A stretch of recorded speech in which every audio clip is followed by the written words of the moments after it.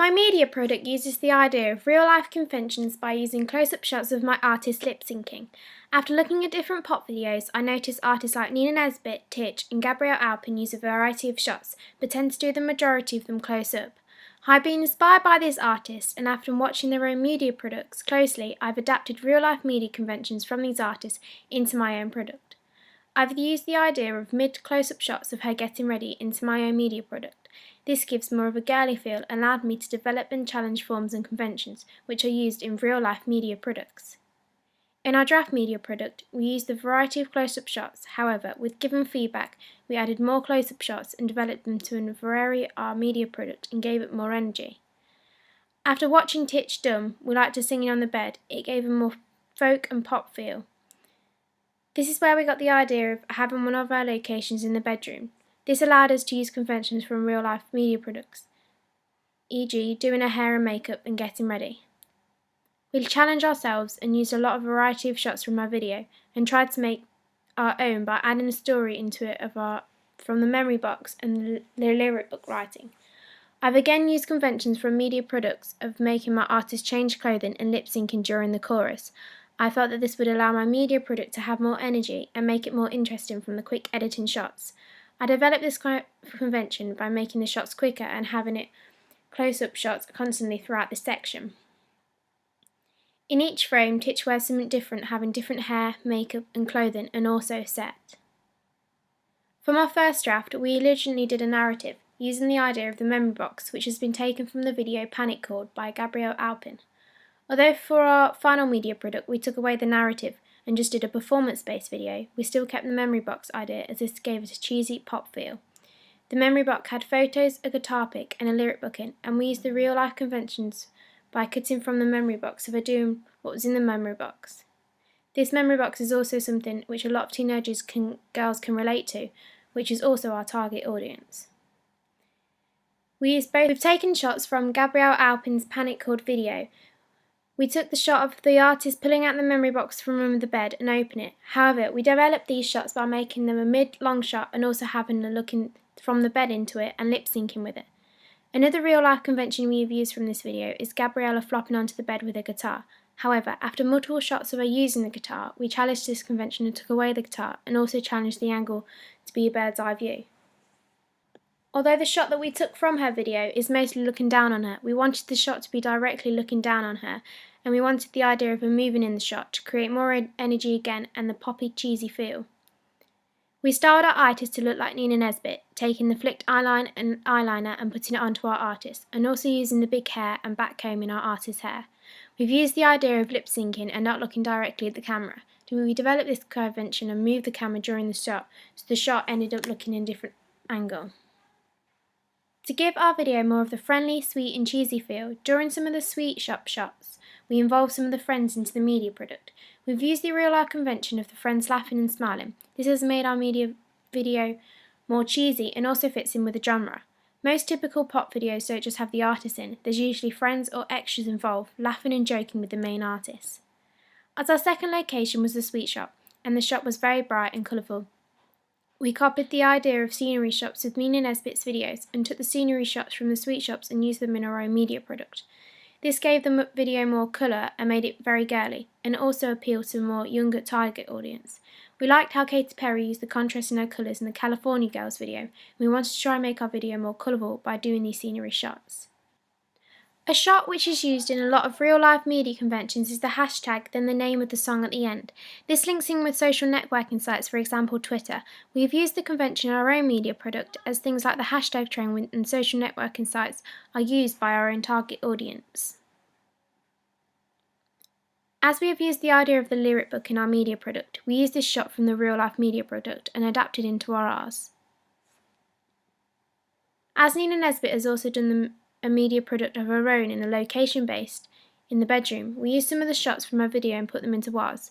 We've used different real-life conventions of lip-syncing, sitting down and writing. We've developed these shots by having different angles and challenged them by doing different distance shots.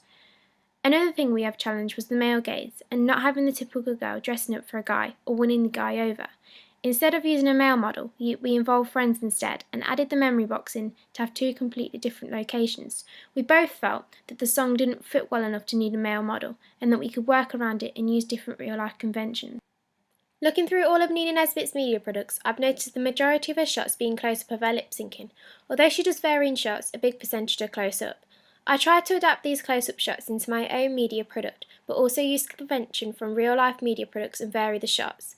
I decided to do even more research and decide on how I'm going to dress my artist and do her hair and makeup. I took the idea from Nina Nesbitt's videos and used her makeup style and hair.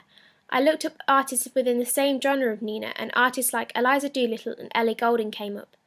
I researched Eliza Doolittle, and her style was very down-to-earth, girl next door look, which is exactly the look I wanted to go for. I took this convention and her style and added it into my own media product by dressing my artist in a dress and apron for the sweet shop location and a top and skirt for our bedroom location. I also noticed that she isn't over the top with her makeup, and neither is Ellie Goulding. I applied this convention into my own media product and adapted it onto my artist. I've used different outfits for the sweet shop location and bedroom location. This is to show her star image in the bedroom shots and also that she's acting in the sweet shop location. The Candyman song is very cheesy and shows a lot of mise-en-scène. We wanted to use this convention from this song and add it into our own. So by using the apron and a different outfit, it allows our target audience to relate with her.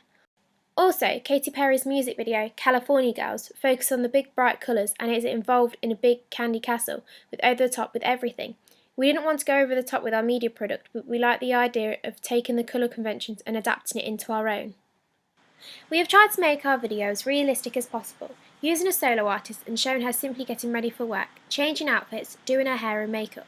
Also, using the sweet shop, showing she's in a retail store and her looking bored and not enjoying herself is realistic, as this is what it's like for a percentage of her target audience. Using aspects of realism in our media product helps sell the star image and also create more of a fan base, as she's allowing her fans to relate to this. It is also showing that she's too an ordinary teen, which also creates an idol image, which is what most pop artists have. The conventions of solo artist videos included a lot of repeatability. In the song that we have chosen repeats the chorus a lot. As it's a pop song, it has a memorable chorus for an audience to sing along to.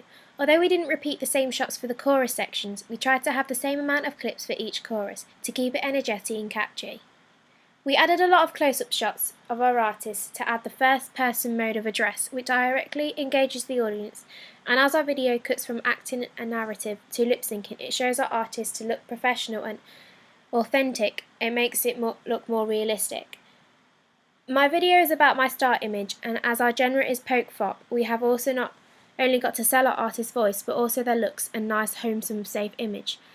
As we've used a solo artist for our media product, it was easier to use real-life conventions and to make sure we sold our artist's star image. We included close-up shots, movement shots, and also shots of her in different outfits. I've used the amplification genre, where the lyrics of my media product do sometimes illustrate the lyrics, but also they don't link at all. However, there is still a link to the song, and we've used pop conventions by keeping it upbeat and energetic, by using close-up shots, quick shots, and movement dancing shots. Also, 95% of the shots we have our artist lip-syncing, looking directly at the camera. This is one of the main music video conventions, especially for pop videos. We've tried to add a lot of camera movement, but because our artist is already moving in the shot, and there are a lot of quick shots, we mainly use the panning on longer shots. This also allows the energy to still be kept in the video. I've used the convention of using the same photo on both of my ancillary texts. This is because I felt that it would be easier for people to identify my artist, as it's almost a copy of the album cover, just a little different. This would help advertisement and sales of my album. By using the same photo for both media products, it helps linking my product together. A lot of artists use this convention. For example, Jessie J uses a album cover at the top of her poster, and Ellie Goulding uses the same photo and also has the small photo and the actual album in the right hand corner of her poster. I challenged the convention by not having the name of my artist on my digipack. I felt that having the album name keys spread across the bottom below the picture was enough, as I wanted to go for a simple but eye-catching front cover. By using the same photo on both ancillary text, I've developed a convention by repositioning the photo on the poster so it allows the photo to command the poster. I've used a lot of forms and conventions from real-life media products in my ancillary text. I've positioned my artist central in my digipack, and I've had her looking directly at the camera.